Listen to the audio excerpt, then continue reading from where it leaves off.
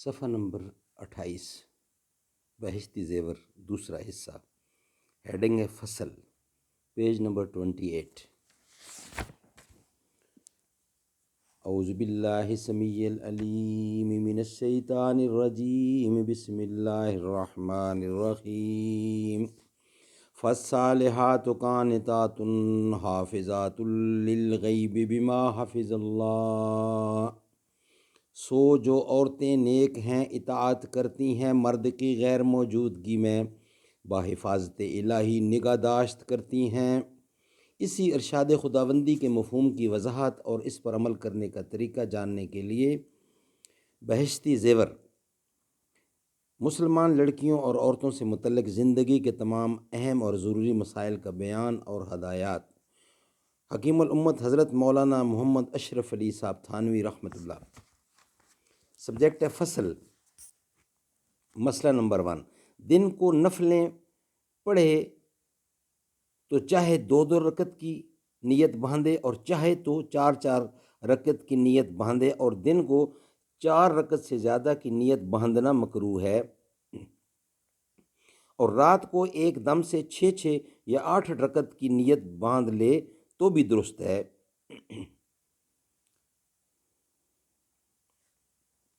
اور اس سے زیادہ کی نیت باندھنا رات کو بھی مکروہ ہے۔ مسئلہ نمبر 2، اگر 4 رکعتوں کی نیت باندھے اور چاروں پڑھنی بھی چاہے تو جب 2 رکعت پڑھ کے بیٹھے تو اس وقت اختیار ہے التحیات للہ کے بعد درود شریف اور دعا بھی پڑھے، پھر بے سلام پھیرے اٹھ کھڑی ہو،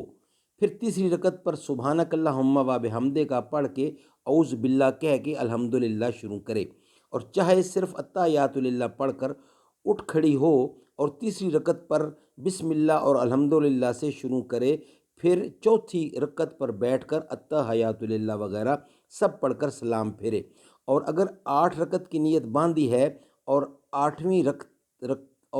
رکعتیں ایک سلام سے پوری کرنا چاہے تو اسی طرح دونوں باتیں اب بھی درست ہیں، چاہے التحیات للہ درود شریف اور دعا پڑھ کے کھڑی ہو جاوے اور پھر سبحانک اللہم و بحمدک کا پڑھے، اور چاہے التحیات للہ پڑھ کر کھڑی ہو کر بسم اللہ اور الحمدللہ سے شروع کر دے، اور اسی طرح 6 رکعت پر بیٹھ کر بھی چاہے التحیات للہ درود دعا سب کچھ پڑھ کر کھڑی ہو، پھر سبحانک اللہم و بحمدک کا پڑھے، اور چاہے فقط التحیات للہ پڑھ کے کھڑی ہو کر بسم اللہ اور الحمدللہ سے شروع کر دے، اور 8ویں رکعت پر بیٹھ کر سب کچھ پڑھ کے سلام پھیرے، اور اسی طرح ہر 2 رکعت پر ان دونوں باتوں کا اختیار ہے۔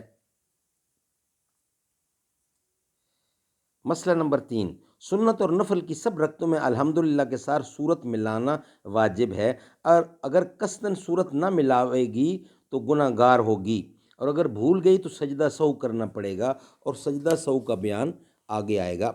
مسئلہ نمبر 4، نفل نماز کی جب کسی نے نیت باندھ لی تو اب اس کا پورا کرنا واجب ہو گیا، اگر توڑ دے گی تو گناہ گار ہوگی، اور جو نماز توڑی ہے اس کی قضا پڑھنا پڑے گی، لیکن نفل کی ہر 2 رکعت الگ ہیں، اگر 4 یا 6 رکعت کی نیت باندھے تو فقط 2 ہی رکعت کا پورا کرنا واجب ہوا، 4 رکعتیں واجب نہیں ہوئیں، پس اگر کسی نے 4 رکعت نفل کی نیت کی پھر 2 رکعت پڑھ کے سلام پھیر دیا تو کچھ گناہ نہیں۔ نمبر 5، اگر کسی نے 4 رکعت نفل کی نیت باندھی اور ابھی 2 رکعتیں پوری نہ ہوئی تھیں کہ نماز توڑ دی تو فقط 2 رکعت کی قضا پڑھے۔ مسئلہ نمبر 6، اور اگر 4 رکعت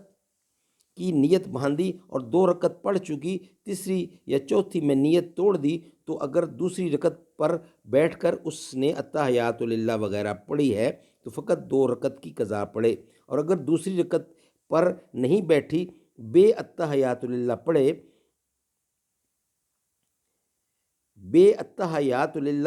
پڑھے، بھولے سے کھڑی ہو گئی یا قصداً کھڑی ہو گئی تو پوری 4 رکعتوں کی قضا پڑھے۔ مسئلہ نمبر 7، ظہر کی 4 رکعت سنت کی نیت اگر ٹوٹ جائے تو پوری 4 رکعتیں پھر سے پڑھے، چاہے 2 رکعت پر بیٹھ کر التحیات للہ پڑھی ہو یا نہ پڑھی ہو۔ لفظ اور چاروں پڑھنی بھی چاہیے، اس مرتبہ بڑھائے گئے اور 8 سے پوری کرنا چاہیے تا چاہے تک عبارت اس مرتبہ اضافہ ہوئی۔ مسئلہ نمبر 8، نفل نماز بیٹھ کر پڑھنا بھی درست ہے، لیکن بیٹھ کر پڑھنے سے آدھا ثواب ملتا ہے، اس لیے کھڑے ہو کر پڑھنا بہتر ہے۔ اس میں وتر کے بعد کی نفلیں بھی آ گئیں، البتہ بیماری کی وجہ سے کھڑی نہ ہو سکے تو پورا ثواب ملے گا، اور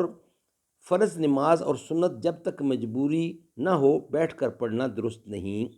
مسئلہ نمبر 9، اگر نفل نماز کو بیٹھ کر شروع کیا پھر کچھ بیٹھے بیٹھے پڑھ کر کھڑی ہو گئی، یہ بھی درست ہے۔ نمبر 10، نفل نماز کھڑے ہو کر شروع کی پھر پہلی ہی رکعت یا دوسری رکعت میں بیٹھ گئی تو یہ درست ہے۔ نمبر 11، نفل نماز کھڑے کھڑے پڑھی لیکن